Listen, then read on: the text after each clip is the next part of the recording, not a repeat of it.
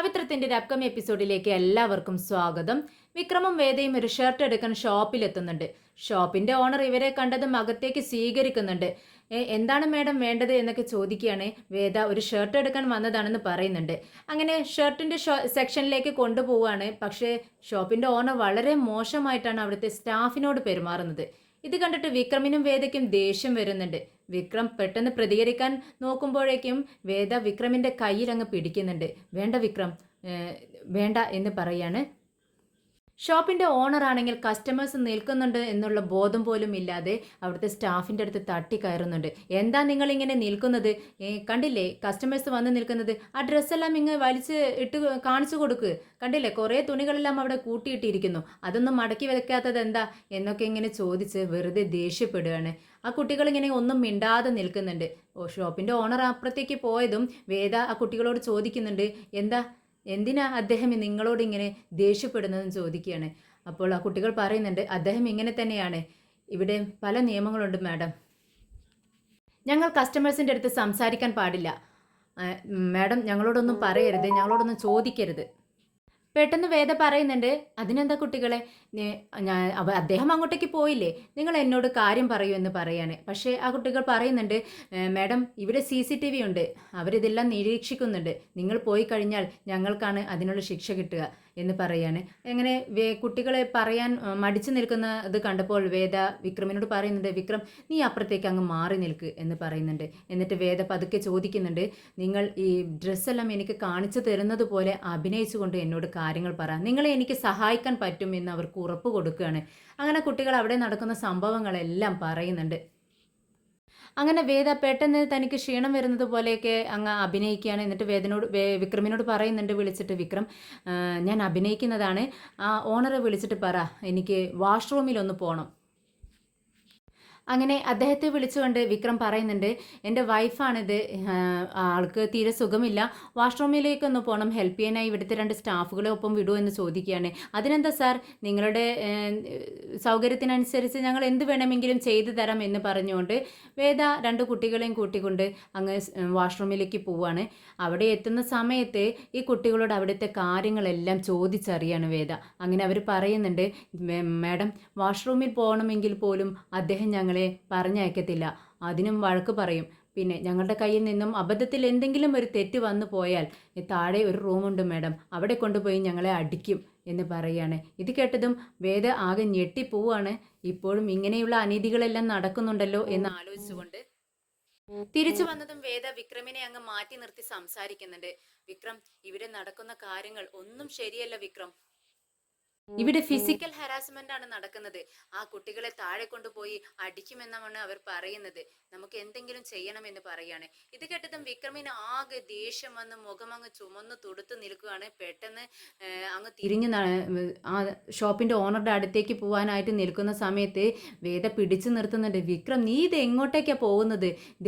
ഇതൊക്കെ ഡീൽ ചെയ്യേണ്ടത് എങ്ങനെയാണെന്ന് എനിക്കറിയാം, ഇത് നിയമത്തിൻ്റെ വഴിയിലൂടെ പോകേണ്ട കാര്യമാണ്, ഞാൻ ദർശനെ വിളിക്കട്ടെ എന്ന് പറയാണ്. പക്ഷെ അത് വിക്രമിന് ഒട്ടും ഡൈജസ്റ്റ് ആവുന്നില്ല. പക്ഷെ വിക്രമിന് അത് ഒട്ടും ഇഷ്ടപ്പെടുന്നില്ല. വിക്രമിന് പെൺകുട്ടികളോട് കാണിട്ടുന്ന അനീതി ഒട്ടും സഹിക്കാൻ പറ്റാത്ത കാര്യമാണ്. അതുകൊണ്ട് തന്നെ ഇതെങ്ങനെ കൈകാര്യം ചെയ്യണമെന്ന് വിക്രമിന് നന്നായിട്ട് അറിയാം. പക്ഷേ വേദ അതിന് സമ്മതിക്കുന്നില്ല.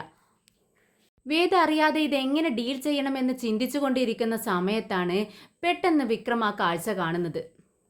തൻ്റെ ഓപ്പോസിറ്റ് നിൽക്കുന്ന വ്യക്തിയെ കണ്ട് വിക്രം അങ്ങ് ഞെട്ടിപ്പോവാണ്. കണ്ണൊക്കെ തുറച്ച് നിൽക്കുന്നുണ്ട്. വിക്രം ചിന്തിക്കുന്നുണ്ട്, തൻ്റെ കൈകൊണ്ട് കൊല്ലപ്പെട്ടു എന്ന് താൻ വിശ്വസിക്കുന്ന ആ ഭവാനിയല്ലേ അത് എന്നാണ് വിക്രം ചിന്തിക്കുന്നത്. കണ്ണിമ വെട്ടാതെ ഇങ്ങനെ നോക്കി നിൽക്കുകയാണ്. പെട്ടെന്ന് ഭവാനി വിക്രമിൻ്റെ കൺമുന്നിൽ നിന്ന് അങ്ങ് മറഞ്ഞു പോകുന്നുണ്ട്. വിക്രം പെട്ടെന്ന് പിറകെ ചെന്ന് തിരഞ്ഞു നോക്കുകയാണ്. പക്ഷേ എവിടേക്ക് പോയി എന്ന് കാണുന്നില്ല. വേദയാണെങ്കിൽ പെട്ടെന്ന് ഫോൺ എടുത്ത് ദർശനെ വിളിക്കുന്നുണ്ട്. ദർശ, എടാ നീ എവിടെയെന്ന് ചോദിക്കുകയാണ്. ഞാനിവിടെ സ്റ്റേഷനിലുണ്ട് വേദ, എന്താ കാര്യമെന്ന് ചോദിക്കുന്നുണ്ട്. അല്ല നീ തിരക്കിലാണോ, നിന്നോട് എനിക്കൊരു കാര്യം പറയാനുണ്ടെന്ന് പറയാണ്. ഇത് കേട്ടെന്ന് ദർശൻ പറയുന്നുണ്ട്, എത്ര തിരക്കിലാണെങ്കിലും ഞാൻ നീ പറയുന്ന കാര്യം കേൾക്കാതിരിക്കോ, നീ കാര്യം പറ വേദേ. ഞങ്ങളിവിടെ ടൗണിൽ ഒരു ഷോപ്പിലാണ് ദർശൻ, ഇവിടെ പെൺകുട്ടികളോട് ഫിസിക്കൽ ഹരാസ്മെൻറ്റ് നടക്കുന്നുണ്ട്, നീ ഇവിടെ വന്ന് ഒന്ന് അന്വേഷിച്ച് നോക്ക്. ആ ഓണർ ഒട്ടും ശരിയല്ല, നീ എന്തെങ്കിലും ഒന്ന് പെട്ടെന്ന് ചെയ്യണമെന്ന് പറയുന്നുണ്ട്. ഇത് കേട്ടതും ദർശൻ പറയുന്നുണ്ട്, ശരി വേദേ, ഞാൻ അവിടെ എത്തിക്കോളാം, അന്വേഷിച്ച് വേണ്ടതുപോലെ ചെയ്തോളാം, നീ ഇങ്ങ് പോര് എന്ന് പറയാണ്. അങ്ങനെ വേദ നോക്കുന്ന സമയത്ത് വിക്രമിനെ കാണുന്നില്ല. വിക്രമിൻ്റെ തെരഞ്ഞ് അടുത്തെത്തുമ്പോഴേക്കും വിക്രം ഇങ്ങനെ ആരെയോ തെരയുന്നത് കണ്ട് വേദ ചോദിക്കുന്നുണ്ട്, എന്താ വിക്രം, നീ ആരെയായി നോക്കുന്നത്, നീ എന്താ ഇവിടെ വന്ന് നിൽക്കുന്നതെന്ന് ചോദിക്കുന്നുണ്ട്. പെട്ടെന്ന് വിക്രം പറയുന്നുണ്ട്, ഏയ് ഒന്നുമില്ല, ഒന്നുമില്ല വേദേ, എനിക്ക് പരിചയമുള്ള ഒരാളെ കണ്ടു. പെട്ടെന്ന് അദ്ദേഹം അങ്ങ് കണ്ണിൻ്റെ മുന്നിൽ നിന്ന് മറഞ്ഞുപോയി, എവിടേക്ക് പോയെന്ന് കാണുന്നില്ല, അതുകൊണ്ട് നോക്കിയതാ, വാ നമുക്ക് പെട്ടെന്ന് വീട്ടിലേക്ക് പോവാമെന്നും പറഞ്ഞുകൊണ്ട് അവർ രണ്ടുപേരും അങ്ങനെ വീട്ടിലെത്തുന്നുണ്ട്. വേദ റൂമിലേക്ക് വരുന്ന സമയത്ത് വിക്രം ഇങ്ങനെ തല താഴ്ത്തി തലയ്ക്ക് കൈ കൊടുത്തോണ്ടിരിക്കുകയാണ്. ഇത് കണ്ടിട്ട് വേദ ചോദിക്കുന്നുണ്ട്, എന്ത് പറ്റി വിക്രം? അത് ഭയങ്കര തലവേദന വേദേ, എനിക്കൊന്ന് കിടക്കണം. ആ നീ കിടന്നോ, 1-2 മണിക്കൂർ നീ ഉറങ്ങിക്കോ, അത് കഴിഞ്ഞിട്ട് ഞാൻ നിന്നെ വിളിക്കാം. ഏയ് അങ്ങനെ ഉറക്കത്തിനിടയിൽ എണീറ്റ് കഴിഞ്ഞാൽ എനിക്ക് തലവേദന കൂടും വേദേ, അത് വേണ്ട എന്ന് പറയാണ്. ആ ശരി എങ്കിലൊക്കെ, ഞാൻ എല്ലാവരോടും പറഞ്ഞോളാം. നിന്നെ വിളിക്കണ്ട, ഒരു 4-5 മണിക്കൂർ നീ കിടന്ന് നന്നായി ഉറങ്ങ്, അപ്പോൾ തലവേദനയെല്ലാം മാറും. ആരോടും നിന്നെ ശല്യം ചെയ്യരുതെന്ന് ഞാൻ പറഞ്ഞോളാം എന്ന് പറഞ്ഞുകൊണ്ട് വിക്രമിനെ അവിടെ കിടത്തുകയാണ് വേദ. നല്ല തലവേദനയുണ്ടെന്ന് പറയുന്നുണ്ട് വിക്രം. അങ്ങനെ വിക്രമിനെ പുതച്ച് മൂടിക്കൊടുത്ത് അങ്ങനെ താഴേക്ക് പോവാണ് വേദ. എന്നാൽ വേദ താഴെ എത്തി എന്ന് കണ്ടതും വിക്രം ബെഡിൽ നിന്നും അങ്ങ് ചാടി എഴുന്നേറ്റ് താൻ കിടക്കുന്നത് പോലെ തന്നെ അവിടെ ഉണ്ടായിരുന്ന പില്ലോ എല്ലാം നീളനെ വരിക്ക് അങ്ങനെ വെക്കുകയാണ്. എന്നിട്ട് പുതപ്പ് കൊണ്ട് മൂടി വെക്കുന്നുണ്ട്. ശരിക്ക് ഒരാൾ പുറത്തുനിന്ന് നോക്കിയാൽ അത് ഒരാൾ കിടക്കുന്നതാണെന്നേ എല്ലാവർക്കും ചിന്തിക്കാൻ പറ്റൂ. അങ്ങനെയാണ് പെട്ടെന്നൊന്ന് കണ്ടാൽ തോന്നുന്നത്. അങ്ങനെ ഷർട്ട് എടുത്ത് ധരിച്ച് വിക്രം പെട്ടെന്ന് തന്നെ പുറത്തേക്ക് ഇറങ്ങുന്നുണ്ട്. ആരും കാണാതെ വണ്ടി സ്റ്റാർട്ട് ചെയ്യാതെ പതുക്കെ തള്ളിക്കൊണ്ട് പുറത്തേക്ക് പോവുകയാണ്. അങ്ങനെ നേരെ ചെല്ലുന്നത് അവർ കുറച്ചു മുൻപ് പോയ ആ ടെക്സ്റ്റൈൽ ഷോപ്പിലേക്കാണ്. മുഖത്ത് ഒരു ടവൽ കെട്ടിയിട്ടുണ്ട്. അതുകൊണ്ട് തന്നെ അവിടെ ആർക്കും വിക്രമിനെ തിരിച്ചറിയാൻ പറ്റുന്നില്ല. എങ്ങനെ ഓണറുടെ അടുത്ത് എത്തിക്കൊണ്ട് പറയുന്നുണ്ട്, സാർ ഒന്ന് ഇങ്ങോട്ടേക്ക് വരണം, നിങ്ങളോട് എനിക്ക് പേഴ്സണലായിട്ട് കുറച്ച് സംസാരിക്കാനുണ്ടെന്ന് പറയാണ്. അങ്ങനെ മാറ്റി നിർത്തിക്കൊണ്ട് കുറച്ച് പെൺകുട്ടികളൊക്കെ അവിടെ ഉണ്ട്, സ്റ്റാഫ് അവിടെ ഉണ്ട്. അവരുടെ മുന്നിൽ വെച്ചുകൊണ്ട് തന്നെയാണ് വിക്രം പ്രതികരിക്കുന്നത്. താൻ ഇവിടെ നിൽക്കുന്ന പെൺകുട്ടികളോട് മര്യാദയില്ലാരും പെരുമാറും അല്ലേടാ, നിനക്ക് എങ്ങനെ പെരുമാറണമെന്ന് ഞാൻ പറഞ്ഞു തരാം. ഇനി മേലാൽ നീ അവരോട് മര്യാദയില്ലാതെ പെരുമാറിയാലുണ്ടല്ലോ, ഞാനൊരു വരവങ്ങ് വരും, ഇതിലും വലിയ വരവെന്ന് പറഞ്ഞ് നല്ല അടി കൊടുക്കുകയാണ്. തലങ്ങും വിലങ്ങും കൊടുക്കുന്നുണ്ട്. അവിടെ ഇട്ട് ചവിട്ടി കൂട്ടുകയാണ്. ഇനി മേലാൽ പെൺകുട്ടികളുടെ നേരെ തൻ്റെ കൈ പൊങ്ങരുത് എന്ന് പറഞ്ഞുകൊണ്ട് വിക്രം അവിടെ നിന്നും ഇറങ്ങി പോവുകയാണ്. പെട്ടെന്ന് തൻ്റെ വണ്ടിയിൽ കയറി സ്റ്റാർട്ടാക്കുന്ന സമയത്താണ് തക്ക സമയത്ത് നമ്മുടെ ദർശൻ അവിടെ എത്തുന്നത്. ദർശൻ വിക്രമിനെ കാണുന്നുണ്ട്. വിക്രം ദർശനെ നോക്കുന്നുണ്ട്. പെട്ടെന്ന് തന്നെ വണ്ടി സ്റ്റാർട്ടാക്കി അവിടെ നിന്നും വിക്രം സ്ഥലം വിടുന്നുണ്ട്. എന്നാൽ ദർശൻ വിക്രമിനെ കാണുന്നെന്ന് പറഞ്ഞപ്പോൾ വിക്രമിന് അത് ആണോ അല്ലയോ എന്ന് ഡൗട്ടാവുകയാണ് ദർശന്. വിക്രമിനാണെന്ന് ക്ലിയർ ആയിട്ട് മനസ്സിലാവുന്നില്ല ദർശന്. അങ്ങനെ ദർശൻ അകത്തേക്ക് ചെന്നതും ഞൊണ്ടി ഇങ്ങനെ നടന്നു വരികയാണ് ഷോപ്പിൻ്റെ ഓണർ. എന്താണ് സാർ, എന്ത് പറ്റിയെന്ന് ചോദിക്കുമ്പോൾ അദ്ദേഹം ഒരു നുണ പറയാണ്. ഞാൻ ബാത്റൂമിലൊന്ന് വഴുക്കി വീണു സാർ എന്ന് മാത്രമാണ് പറയുന്നത്. പക്ഷേ ദർശൻ എന്തോ ഒരു ഡൗട്ട് തോന്നുകയാണ്. അങ്ങനെ അവിടെ നിൽക്കുന്ന സ്റ്റാഫിനോട് ചോദിക്കുന്നുണ്ട് അദ്ദേഹത്തിന് എന്ത് പറ്റിയെന്ന്. അപ്പോൾ അവർ പറയുന്നുണ്ട്, അത് അദ്ദേഹം തന്നെ പറഞ്ഞില്ലേ സാർ, ബാത്റൂമിൽ വഴുക്കി വീണതാണെന്ന്. അത്രയും ഞങ്ങൾക്കും അറിയൂ. പിന്നെ ഒരു ദൈവം ഇവിടെ ഇപ്പോൾ പ്രത്യക്ഷപ്പെട്ടു, അത് മാത്രമേ ഞങ്ങൾക്കറിയൂ എന്ന് മാത്രമാണ് പെൺകുട്ടികൾ പറയുന്നത്. അങ്ങനെ ദർശൻ ഇങ്ങനെ ഡൗട്ടായിട്ട് ഇങ്ങനെ നിൽക്കുകയാണ്. അല്ല, എന്താ ഇപ്പോൾ ഇവിടെ സംഭവിച്ചത്? ഇവിടെ വിക്രം തന്നെയാണോ വന്നു പോയത് എന്നെനിക്ക് ബലമായ സംശയമുണ്ട്.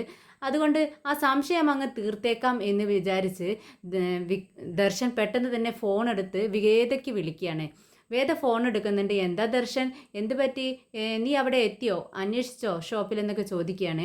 അങ്ങനെ ദർശൻ പറയുന്നുണ്ട്, ഞാൻ അന്വേഷിച്ചുകൊണ്ടിരിക്കുകയാണ് വേദേ, ഞാനൊരു കാര്യം അറിയാൻ വേണ്ടി വിളിച്ചതാണ്, അവിടെ വിക്രം ഉണ്ടോ എന്ന് ചോദിക്കുകയാണ്. അതെന്താ നീ വിക്രമിനെ അന്വേഷിക്കുന്നതെന്ന് ചോദിക്കുമ്പോൾ, അല്ല ഒരു കേസിൻ്റെ കാര്യത്തിന് വേണ്ടിയിട്ടാണ് വേദേ, നീ അവിടെ വിക്രമുണ്ടോ ഇല്ലേന്ന് ഒന്ന് നോക്കിയിട്ട് പറയാമെന്ന് പറയുമ്പോൾ, ആ വിക്രമല്ലേ ഉറങ്ങുന്നത്, അവൻ റൂമിൽ കിടന്ന് ഉറങ്ങുന്നത് കണ്ടിട്ടാടാ ഞാനിവിടെ വന്നത്, ഞാൻ അലക്കാനായിട്ട് തുടങ്ങുവാണ് എന്ന് പറയുമ്പോൾ, അല്ല നീ എനിക്ക് വേണ്ടി അവൻ അവിടെ ഉണ്ടോ എന്ന് ഒന്ന് ഉറപ്പ് വരുത്ത് വേദേ, എന്നിട്ട് ഫോൺ ഒന്ന് കൊടുക്കുക എന്ന് പറയുകയാണ്. അങ്ങനെ വേദ എങ്കിൽ ശരി നീ ഫോൺ കട്ട് ചെയ്യേണ്ട, ഞാൻ അവൻ്റെ അടുത്തേക്ക് പോട്ടെ എന്ന് പറഞ്ഞുകൊണ്ട് വേദ റൂമിലേക്ക് ചെല്ലുന്നുണ്ട്. അതേസമയം പുതപ്പെടുത്ത് മാറ്റുന്ന സമയത്ത് അതിനുള്ളിൽ വിക്രമുണ്ട്. വിക്രം പെട്ടെന്ന് തന്നെ അവിടെ വന്ന് കിടന്നിരിക്കുകയാണ്. അത് വേദ അറിഞ്ഞിട്ടില്ല. അങ്ങനെ വിക്രം ചാടി എഴുന്നേൽക്കുന്നുണ്ട്. ദേ വേദേ, നിന്നോട് ഞാൻ പറഞ്ഞില്ലേ എന്നെ ശല്യം ചെയ്യരുത്, ഭയങ്കര തലവേദനയാണെന്ന്, പിന്നെ എന്തിനാ എന്നെ ശല്യം ചെയ്യാനായിട്ട് നീ ഇങ്ങോട്ടേക്ക് വന്നതെന്ന് ചോദിക്കുകയാണ്. ഉടനെ തന്നെ വേദ പറയുന്നുണ്ട്, അത് ദർശൻ വിളിച്ചിരിക്കണു, നിന്നോട് എന്തോ കാര്യം ചോദിക്കാനുണ്ടെന്ന് പറഞ്ഞു എന്ന് പറഞ്ഞുകൊണ്ട് ഫോൺ കൊടുക്കുകയാണ്. അങ്ങനെ ഫോൺ എടുത്ത് വിക്രം സംസാരിക്കുന്നുണ്ട്. എന്താ സാർ, ഞാൻ തീരെ വയ്യാണ്ട് കിടക്കുമായിരുന്നു എന്ന് പറയുകയാണ്. ദർശൻ സംശയത്തോടെ വിക്രമിനോട് ചോദിക്കുന്നുണ്ട്, നീ ഇത്രയും നേരം ഉറങ്ങുമായിരുന്നോ വിക്രം, സത്യം പറയ് എന്ന് പറയുമ്പോൾ, എന്താ സാർ ഇങ്ങനെയൊക്കെ ചോദിക്കുന്നത്, ഉറങ്ങിയിരുന്ന ആളെ, വയ്യാണ്ടായി കിടന്നിരുന്ന ആളെ വിളിച്ച് ഇങ്ങനെയൊക്കെ അന്വേഷിക്കുന്നത് എന്താ എന്ന് ചോദിക്കുകയാണ്. ആ ശരി, എന്നാൽ ശരി വിക്രം, ഞാൻ ഒന്ന് ഡൗട്ട് തീർത്തതാ എന്ന് പറഞ്ഞുകൊണ്ട് ഫോൺ കട്ട് ചെയ്യുന്നുണ്ട്.